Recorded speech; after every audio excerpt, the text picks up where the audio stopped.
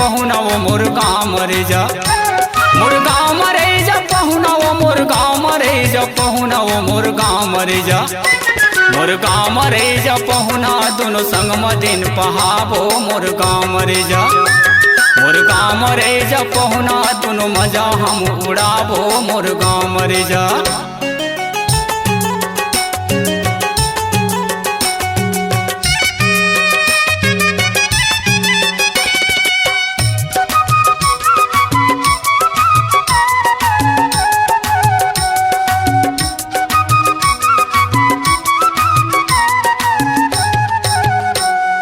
नोनी के दाई गाँव गे है सुनना है घर कुरिया, कौन हमा खुसर के दोनों खेल ले वो घर घुंदिया।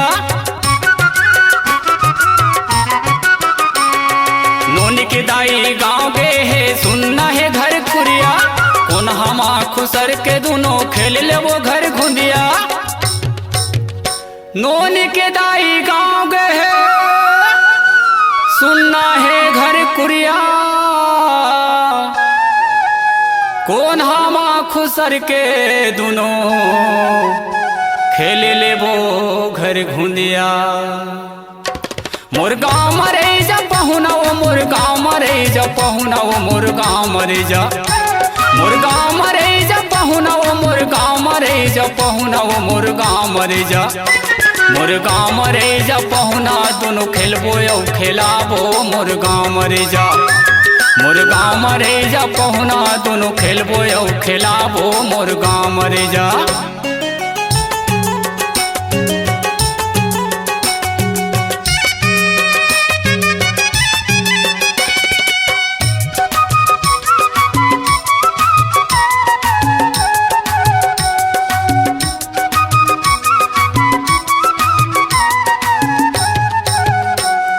मोर घर के चाउरदार तय जेवन बनाबे, माड़ी मोर के खाहू दबंग ताते तात खवाबे। मोर घर के चाउरदार तय जेवन बनाबे, माड़ी मोर के खाहू दबंग ताते तात खवाबे।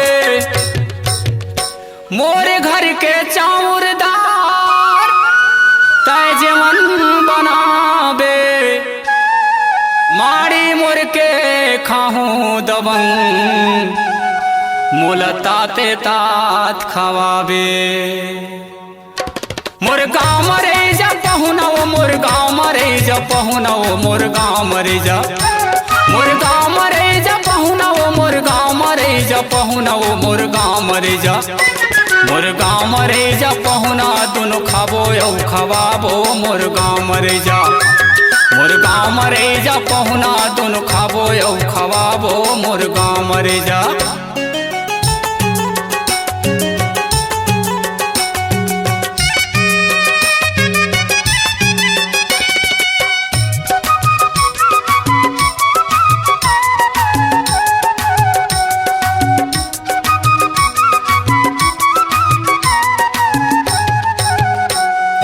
चार पहर राती के पलंग माँ बिताबो, मैं आयो पीड़ित के दोनों पिक्चर बनाबो। चार पहर राती के पलंग माँ बिताबो, मैं आयो पीड़ित के दोनों पिक्चर बनाबो। चार पहर राती के पलंग माँ बिताबो, मैं आयो पीड़ित के दोनों पिक्चर बनाबो। मुर्गा मरे जा पहुना वो मुर्गा मरे जा, पहुना वो मुर्गा मरे जा, मुर्गा मरे जा पहुना वो मुर्गा मरे जा, पहुना वो मुर्गा मरे जा, मुर्गा मरे जा पहुना दोनों देखबो यौ देखाबो मुर्गा मरे जा, मुर्गा मरे जा पहुना दोनों देखबो यौ देखाबो मुर्गा मरे जा, मुर्गा मरे जा पहुना दोनों मजा हम उड़ाबो मुर्गा